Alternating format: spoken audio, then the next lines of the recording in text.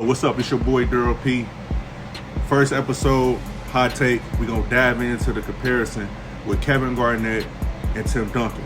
Now, obviously, Tim Duncan was drafted to the Spurs. Kevin Garnett was drafted to the Minnesota Timberwolves. And we know that Tim Duncan won the matchups for the most part. 33-19 if you're talking about team comparisons. But far as the head-to-head matchup, they always battled. Probably one of the closest battles and matchups, head-to-head matchups you will ever see. Both of them great.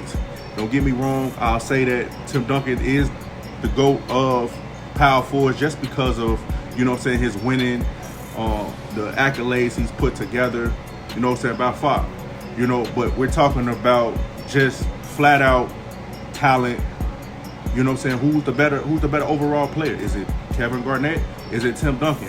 For argument's sake, I got to go with KG, overall. If you swap them out and you take Tim Duncan off the San Antonio Spurs and you put him with the Minnesota Timberwolves, do he have the same career? If you take Kevin Garnett from the Minnesota Timberwolves and you put him with the San Antonio Spurs, do he get 5 championships? If you put him around Armando Ginobili, Robert Horry, Tony Parker, what do you get?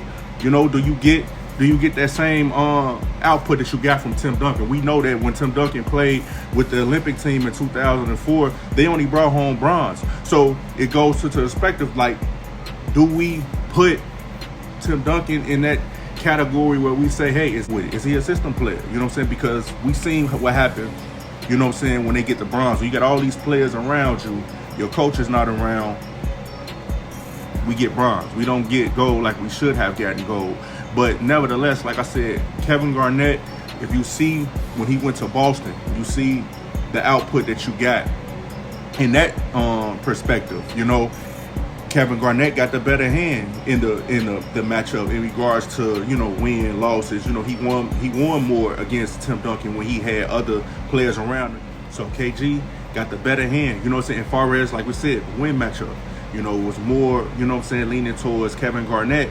When we talk about when he go to Boston, it was KG, But like I said, it's a tough matchup, It's a tough matchup to go with. They both was physical. They both had great post moves. I'll give Tim Duncan the edge in regards to playing off the glass and being just that fundamental sound. But as far as the mid-range jump shot, the post workout, they both was great at that defensively.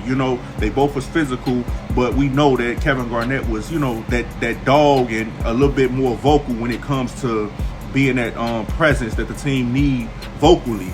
We know that was Kevin Garnett. But like I said, if you look at the dynamic of what was around Tim Duncan, you looking at that he has Manu Ginobili, he has Tony Parker, who has a Finals MVP. Then towards the end, you have a Kawhi Leonard to get Finals MVP. You had some other pieces around you to make it a lot easier for you, along with a Hall of Fame coach in Greg Popovich.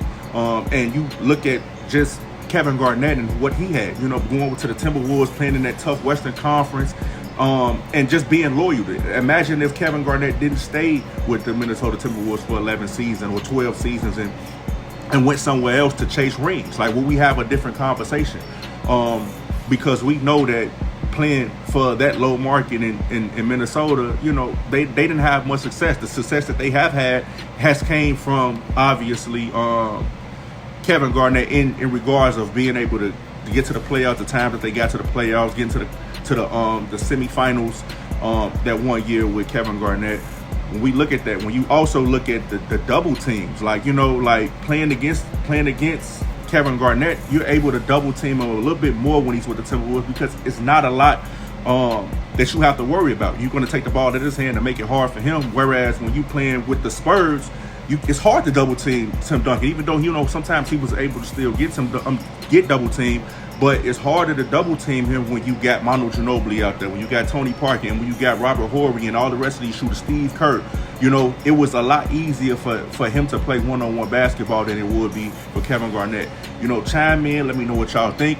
Who do you feel? Do you feel like Tim Duncan, even with or without playing with the Spurs, would he have the same season? And if Kevin Garnett was over to the Spurs and played his whole career with the Spurs, would he have 5 championships?